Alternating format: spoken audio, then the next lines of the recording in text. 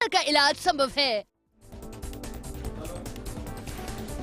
Modi cabinet का बड़ा फैसला, जाति जनगणना कराएगी मोदी सरकार। अश्विनी वैष्णव ने कहा आगामी जनगणना के साथ होगी जाति जनगणना। जनगणना के फैसले को अमित शाह ने बताया ऐतिहासिक निर्णय। कहा केंद्र सामाजिक न्याय के लिए संकल्पित, कांग्रेस ने विपक्ष में रहते राजनीति की।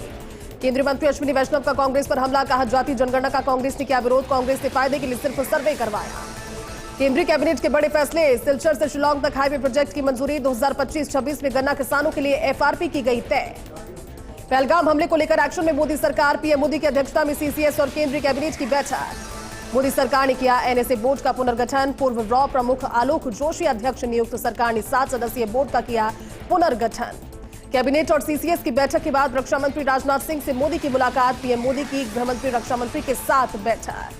सिंधु जल समझौते को लेकर अमित शाह की मंत्रियों के साथ बैठक। केंद्रीय जल शक्ति मंत्री सीआर पाटिल भी होंगे बैठक में शामिल। भारत ने सीज़फायर उल्लंघन पर पाकिस्तान को दी चेतावनी। डीजीएमओ की बैठक में पाकिस्तान को दी चेतावनी।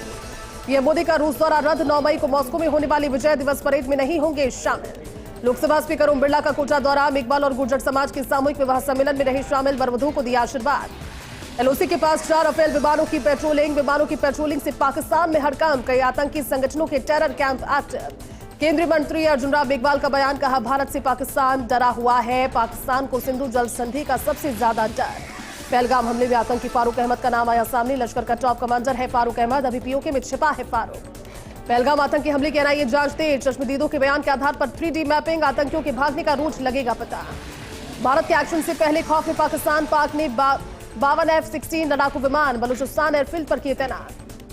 भारत पाकिस्तान में तनाव के बीच पाकिस्तान में हाई अलर्ट। पाक सरकार का एटीसी को विदेशी उड़ानों की निगरानी के निर्देश। पहलगाम आतंकी हमले के बाद से अलर्ट पर एजेंसी। लॉन्ग टर्म वीजा पर आए पाकिस्तान के नागरिकों का जुटाया जा रहा ब्यौरा। पहलगाम हमले के बाद तनाव पर यूएन का बयान। कहा भारत पाकिस्तान को ऐसे टकराव से बचना चाहिए। महासचिव एंटोनियो गुटेरेस ने की बात। भारत के एक्शन से पाकिस्तान में हड़कंप। पाक सूचना मंत्री अजतुल्लाह तरार का दावा, 24 से 36 घंटे में भारत कर सकता है हमला। भारत की कार्रवाई से बौखलाया पाकिस्तान। लगातार 6ठे दिन किया सीज़फायर का उल्लंघन। एलओसी पर कई जगह की गोलीबारी। नॉर्वे की व्यापार उद्योग मंत्री सेलिसी मार्सेस से मिले पीयूष गोयल। भारत एएफटीए व्यापार संबंधों को मजबूत करने पर रही चर्चा। जाति जनगणना पर नीतीश कुमार की प्रतिक्रिया। कहा पीएम मोदी का धन्यवाद, विकास योजना बनाने में मिलेगी सहायता। चिराग पासवान ने पीएम मोदी का जताया आभार। कहा देश हित में कैबिनेट का फैसला, मेरी और मेरी पार्टी की मांग की पूरी। 4 धाम यात्रा का शुभारंभ। गंगोत्री और यमुनोत्री धाम के खुले कपाट। सीएम पुष्कर सिंह धामी ने की पूजा अर्चना। सीबीआई ने ऑपरेशन हॉक 2025 के तहत की कार्रवाई। बाल यौन शोषण नेटवर्क को किया ध्वस्त। आरोपी शेख मुइज अहमद गिरफ्तार। देश भर में धर्मांतरण विरोधी कानूनों को चुनौती। सीजीआई बोले हमें सुनवाई करनी होगी। सुप्रीम कोर्ट 13 मई के बाद करेगा सुनवाई। अमेरिकी राष्ट्रपति डोनाल्ड ट्रंप का टैरिफ पर बयान। कहा भारत के साथ टैरिफ वार्ता अच्छी चल रही।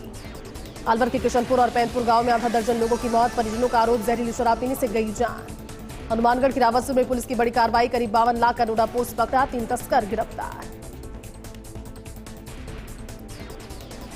प्रायोजक है